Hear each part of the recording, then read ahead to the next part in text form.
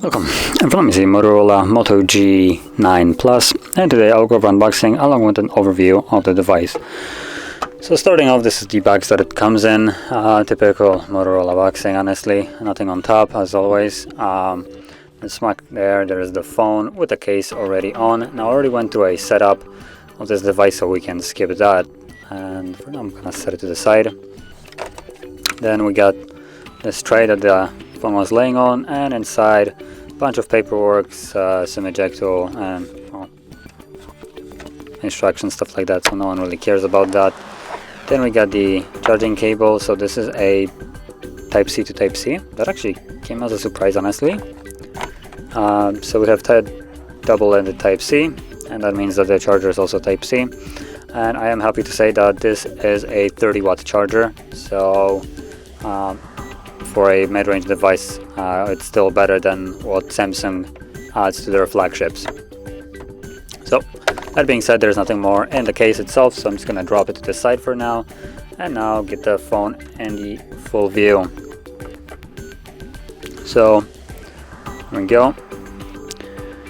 So first of all, the display on here is a hefty size of 6.81 inches with a 1080p resolution, so 1080 by 2400, and then a 84.3% screen to body ratio. Let me quickly just clear all that stuff, that's trash. And also it has 386 pixels per inch. So this is kind of like the common size right now for majority of the devices, flagships included, that they include the 1080p displays, and because of that, almost all of them are coming around close to 400 pixels per inch, so it's kind of like a standard at this moment. Now moving on further, the display is apparently HDR10 rated, but that won't look anything like mind-blowing, considering it's just a simple LCD IPS display, so you won't be getting those super deep blacks and the stuff that you might be used to when you see an AMOLED display. Now moving further, we have quadruple setup of cameras on the back and just a single selfie on the front.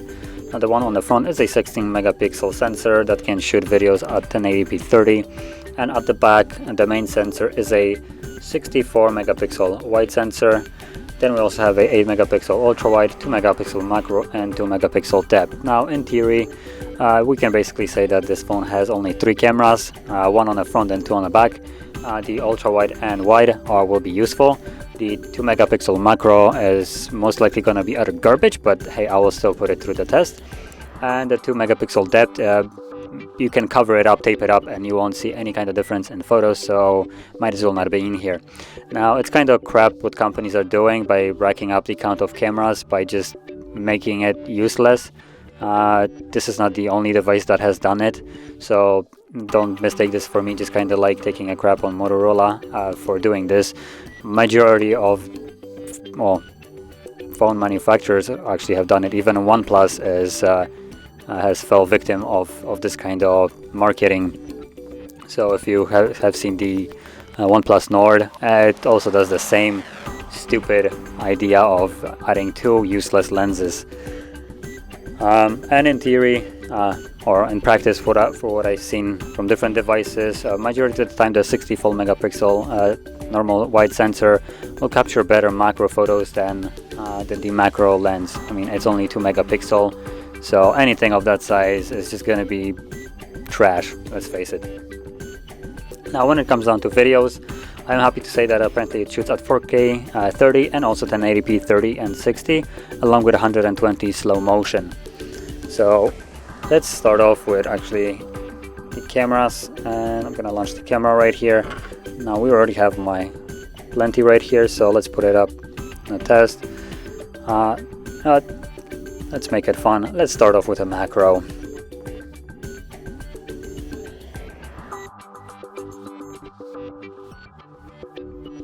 I can actually get really close, which is surprising to me. Let me quickly get the light in place.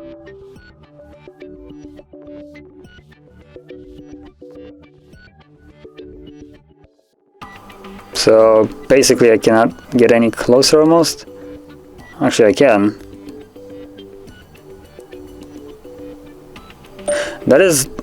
Whoa, no, do not record. It's supposed to be a macro photo.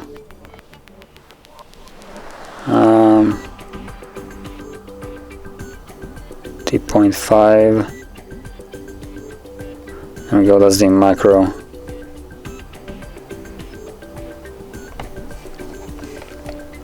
So as you can see, I'm just trying to keep the light on there. The photos will come out way better with the light.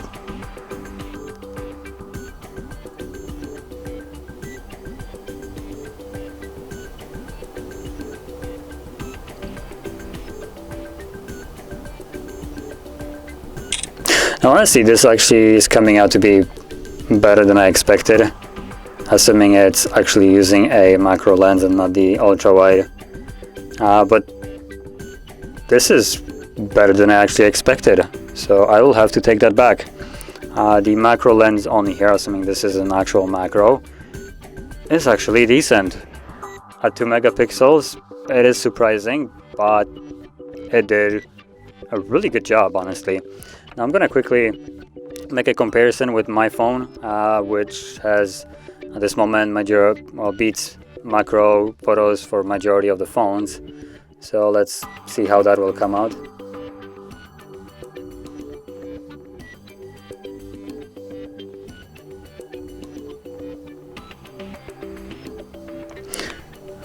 So we can have a bit of a comparison of which one looks better. Now let me quickly max out the brightness. Got it. So we got the two photos right now. Let me quickly also check brightness maxed out. Now obviously this one came out a little bit darker, even though the light was the same, and in reality this is the closer color than this. This is a little bit more saturated and dark. This is closer to how the plant actually looks like. Now when we zoom in, I assume, yeah, that's where it's kind of gonna fall apart. So I'm not sure how visible that is on the recording. I hope it is clear. This is as close as I can get. So the leaves are a little bit blurry. It's still outstanding macro, considering this is a 2 megapixel. This has literally blown me away by the fact that it's only on a 2 megapixel. But this is what actual macro lens can do. You can get way better detail from it as you're supposed to, and I believe this is actually a little bit further in overall. Maybe not, it's about the same actually. But you can clearly see the difference in quality right here. When you zoom in, it does the outstanding job. So this was just a comparison of a actual macro lens that I know does really good photos. So by all means, my phone is not necessarily budget, at least at this moment. Probably could be considered, this is the, if you were wondering, that was the Mate 20 Pro phone that I majority of the time kind of use as a comparison for macros, considering it's one of the best macros I have been able to capture with basically any device. So that's kind of why I bring it up. But outside of that, if we don't compare it to a really good macro photo on a actual decent phone, this came out better than I expected. So I have to say that macro on here is usable, and I highly doubt I will be able to get as good of a photo with just a normal photo mode with a 60 megapixel lens, but I'm still gonna try just so we can see.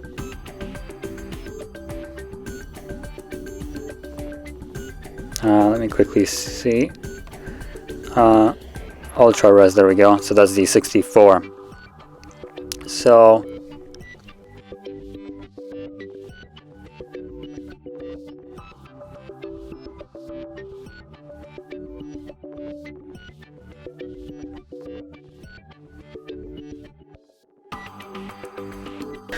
I think part of this photo will be probably how steady you can keep your hand. It is worse. You can zoom in really close though, but quality of it is a little bit worse than the actual macro, I think, although that just depends where. Here it looks kind of on par. So you can, let me try it once more. I'm gonna try to keep the phone as steady as I can, so I'm gonna use the tray right here.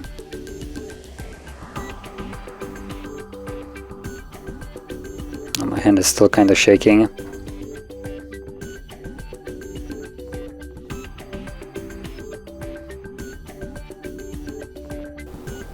Okay, let's see how that looks like now. Not sure if this is gonna be any better.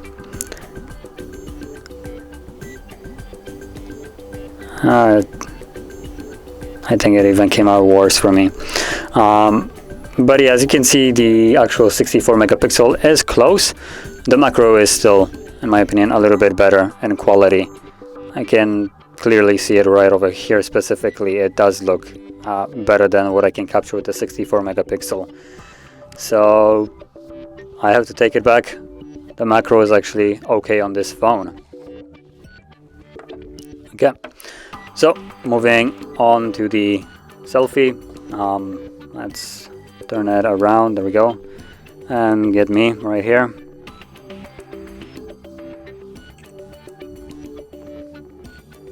I always get thrown off where photos get captured and they get flipped around. It just kind of makes me feel makes it look super weird to me.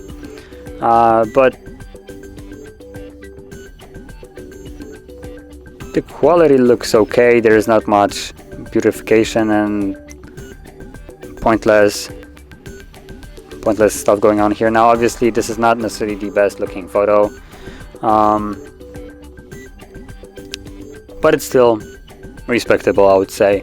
For a 60 megapixel budget lens or budget device photo, it looks okay. That's basically the best I can describe it. So moving on away from the cameras, we can now touch on the actual specifications of this device. So there's not much I can talk about here. The phone has only basically one version of it, so that's a Snapdragon 730G. It comes with 128 gigs plus 4 gigabytes RAM plus expandable storage via SD card. So that is really nice that they included that. The phone also has a fairly chunky 5000 milliamp hour battery, along with the charger that I mentioned before, 30 watts, which is also really nice that they added. And apart from that, it does come with NFC, probably primarily like basically every device nowadays.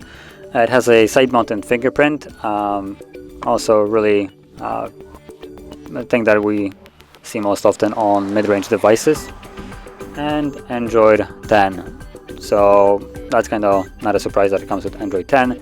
Now, in terms of if it's going to get updated to Android 11, that is something that I'm unsure of. At this moment, only several phones have been granted access to the Android 11, but honestly I assume in the future this phone will probably get to Android 11 as well. Just the question remains or how long you have to wait for that update. And the last thing that I will mention is the price tag, which comes around $300. So that is also a really decent price tag for this device. So at the end of the day, finishing this up, the device has some features that I would really like to see, but then I'm kind of looking for a little bit more premium shelf. I would really like to see a 90 Hz display, considering other mid-range devices that I recently reviewed. I think it was like Apple or Realme, something like that, had 120 Hz on their mid-range device, which was even cheaper I think than this, but I can't really remember on the top of my head the actual price of it and the brand actually. So I'd really like to see a better refresh rate, and apart from that, maybe a little bit of a more premium feeling build. If I take off the case, which comes included with the device, so that's also really nice. So if I take it over, the back is just plastic and it just looks super budget, super cheap. it really is the weakest part of this device, so the build quality of it. The front is just a huge slab of glass, obviously, but when you start flipping it over to the side, it looks like a phone from like 5 years ago or more, where it just starts looking outdated. And this engraved logo, not even engraved, it's kind of like printed on here, with this super cheap reflective plastic, gold color, rose gold. It makes the device look a little bit less premium, and with just the build quality itself, I wouldn't say it's worth $300. So that is one of the things that I have to say. Oh, well, don't have to, but that's kind of how I feel. And now, outside of that, the device is basically rocking a stock Android from what I can see right here. So obviously it's gonna look fairly clean. Also, as you can see, there is minimal amount of bloatware. The thing that you probably should be always used to seeing on the Motorola phone is their Moto app, which I wouldn't consider bloatware. It's just their way of having all the features that they have implemented in a single place. So they have like the personalization tabs, the gesture navigations and stuff like that. It's all hidden in here, along with some other features, for instance, like put down on a display to mute the phone or stuff like that. You can find it all in here, so this is not really a bloatware. But yeah, at the end of the day, the phone runs really well. As you can see, it doesn't really lag, it runs smoothly, and the only thing I'm personally missing out of it is the faster refresh rate display, and probably actually no. So yeah, I would probably like to see a faster display on here. Now for the $300, like you've seen, you get the device itself, charging, which is a fairly good one. The only thing that kind of threw me off is the fact that the charger is Type-C to Type-C. So you will actually, if you're planning to carry this charger around, just the charger itself like a brick, you will also have to take the cable with you, because you cannot plug in the normal USB cable to it. It's basically dual end Type-C. So for instance, if you're like at work looking to borrow someone's charger but you have the cable, you basically have to get both of them, the cable and the charger, because your cable will not suffice for majority of the chargers. And one other thing that I'll mention also is it does have a headphone jack, as you can see, so you can use your wired headphones. And I believe that would sum up the display. So at the end of the day, the $300 price tag seems fair for the device. It works well, good enough in my opinion for the price tag that they want. It has benefits like the really big battery, the 30-watt charging, actually respectable quality of a macro photo, and I think from the benefits that would be basically all that are actually like standing out from this device. Also, it has a headphone jack if people still care about that one. The downside of it, in my opinion, the main one that just kind of makes it look, the device, like a overpriced one, is just like I said before, the build quality, which makes this device seem overpriced at the first look. So in this case, you'll be getting this device not for how it looks like, but how it performs in this case. So keep that in mind. And it's still gonna be cheaper, for instance, than what you get in terms of a price from Samsung. Samsung has a really close equivalent to this device with the same processor. I think it has more RAM, crappier charger, but it comes out, I think it was like $350. So for $50 more, you can have a Samsung. That might be slightly better. But yeah, at the end of the day, this is a really decent device, and if you're looking for a decent device that functions properly and don't really mind the plasticky look of the device, then I can recommend this phone. And if you found this video helpful, don't forget to hit like, subscribe, and thanks for watching.